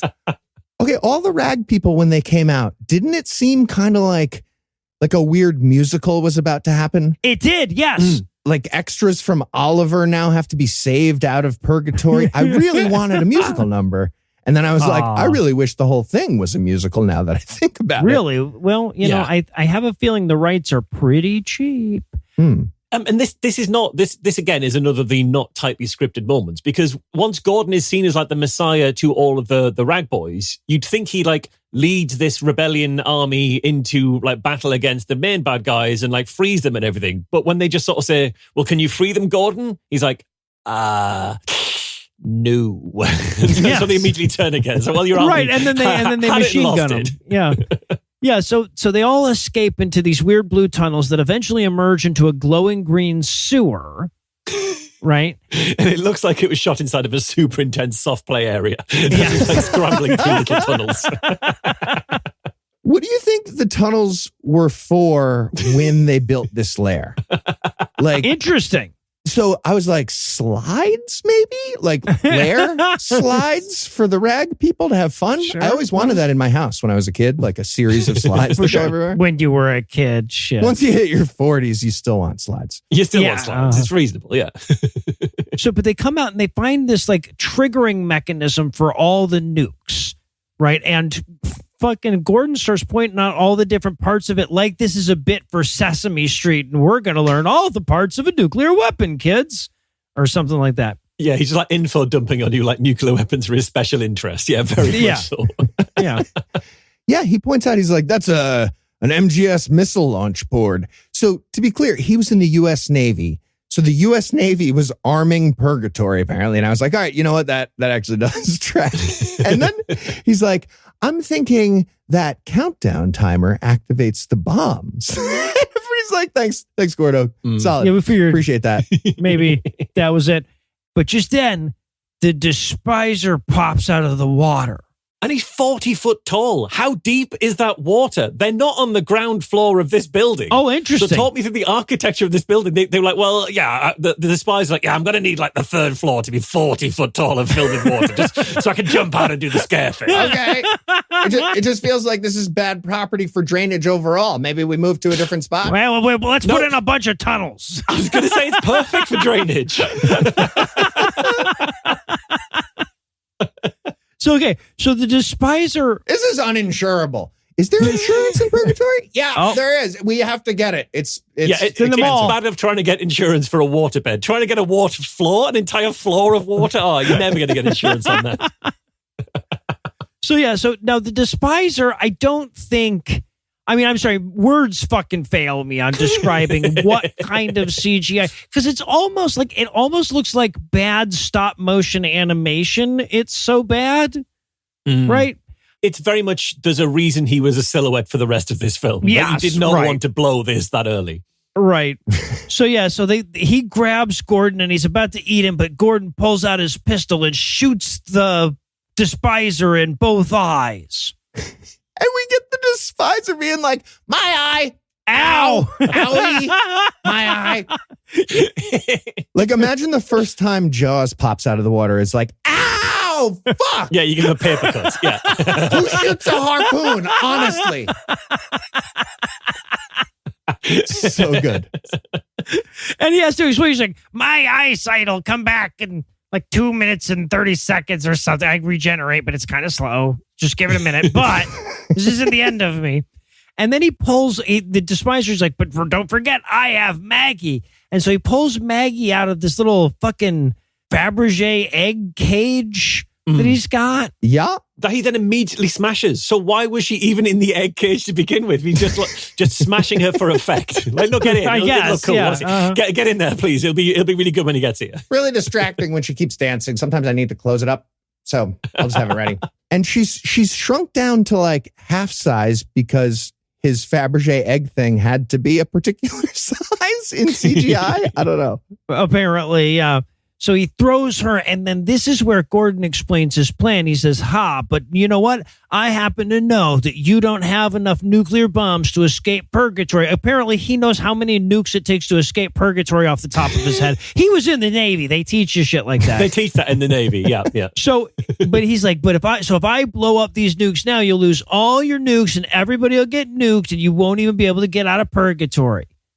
Right? And he's like, oh, damn, don't let him do that. Seems like you wouldn't arm it yet until you have enough of the missiles that you need. Well, all you have to do is drop them, though, right? Or shoot near right. them. There's no arming. You just, touch them or whatever. Right, exactly. Touch them hard. So the Despiser starts yelling for the ragmen to stop him. He says, I had to go back and count this. He says, stop him, ragmen, or stop him, ragmen, 11 fucking times in like the 90 seconds of this last 90 seconds of this fight. It's incredible. But ultimately, he does pull out Chekhov's grenade. He does. How did I completely forget that he does actually use the grenade to here? save the day. He throws it out where all the nukes are. And of course, a grenade going off near a nuclear bomb makes it go off. Those damn nukes. Hair triggers on those things. He is very lucky that the grenade had like a fuse, a timer that was long enough for it to get all the way to the ground. Because it's flying through the air for a very long time.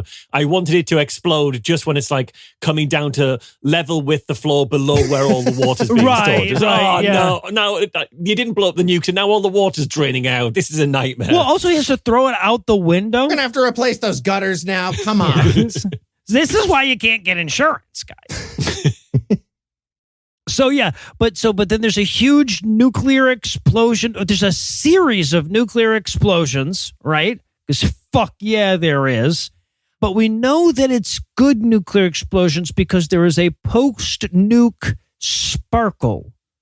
And it's pink, which is the color of kryptonite, so you won. Mm-hmm. Yeah, it's one of those good nuclear explosions, like the one in Hiroshima, if you listen to the American version of things. Yeah, right. So then we cut to somebody has, I guess, drug Gordon out of the water and back on Earth, has drug him out of the water and given him CPR. So he's back in reality. It's morning now. Just to be absolutely clear, it is morning. He's getting CPR, having been dragged out of the river. It is morning. It was the dead of night when he went into the river.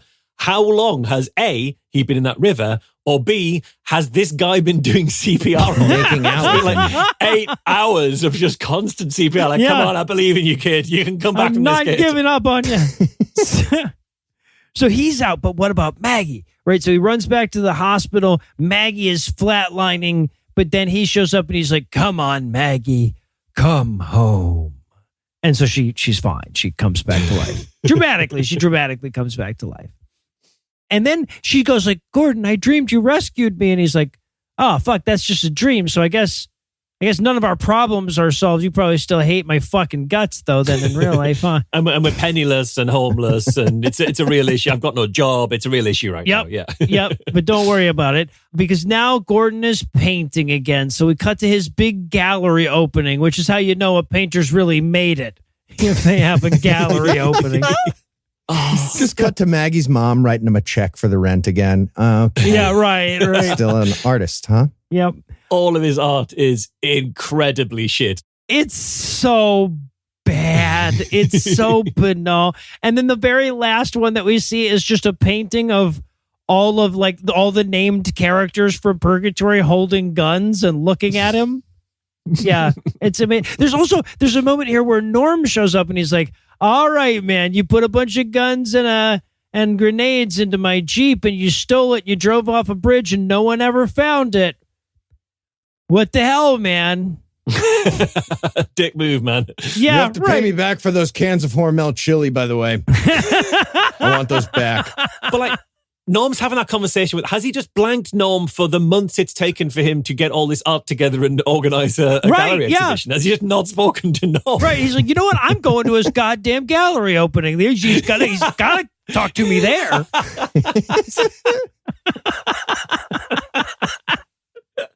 Well, I also like the other friend who I don't even think we even get a name for him. The other friend that's always with Norm, he just goes like, oh, are you still on about that? Come on, man. Once in a while, your friend steals all your grenades and crashes your car into a wormhole and you got to move on, you know? I thought this was America.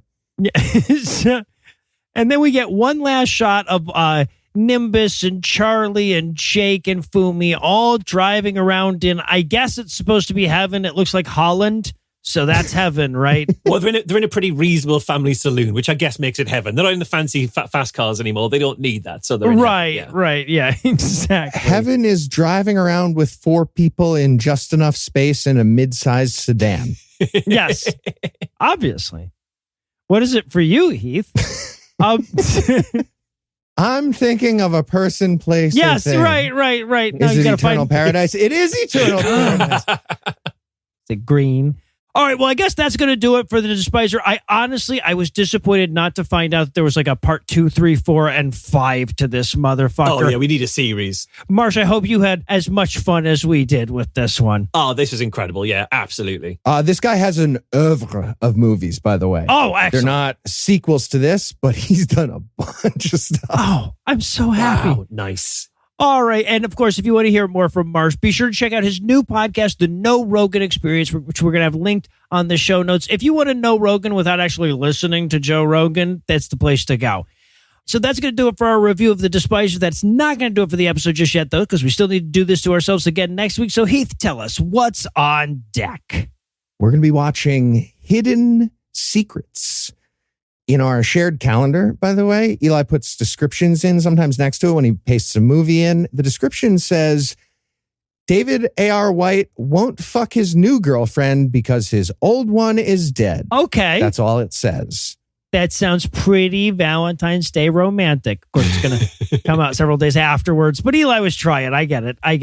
So with that to look forward to, we're going to bring episode 493 to a merciful close. Once again, a huge thanks to Marsh. Again, be sure to check out the show notes for links to more of his stuff, and an even huger thanks to all the Patreon donors that help make the show go. If you'd like to count yourself among their ranks, you can make a per episode donation at patreon.com/godawful, and thereby earn early access to an ad-free version of every episode. You can also help a ton by leaving a 5-star review and by sharing the show on your various social media platforms. And if you enjoyed this show, be sure to check out our sibling shows, The Scathing Atheist, Citation Needed, D&D Minus, and The Skepticrat, available wherever podcasts live. If you have questions, comments, or cinematic suggestions, you can email GodAwfulMovies@gmail.com. Tim Robertson takes care of our social media. Our theme song was written and performed by Ryan Slotnick of Evo Giraffes on Mars. All the other music was written and performed by our audio engineer, Morgan Clark, and was used with permission.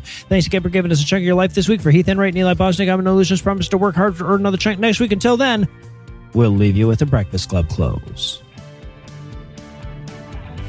Donald Trump invited the Despiser to meet on Capitol Hill and talk about strategy going forward for that region. The Despiser gave Trump a detonator figurine as a gift. Norm went on to have to get all new grenades.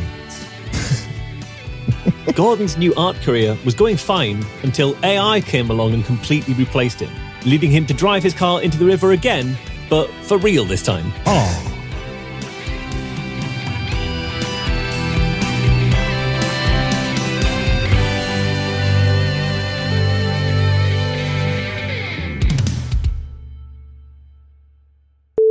The preceding podcast was a production of Puzzle and a Thunderstorm LLC, copyright 2025, all rights reserved.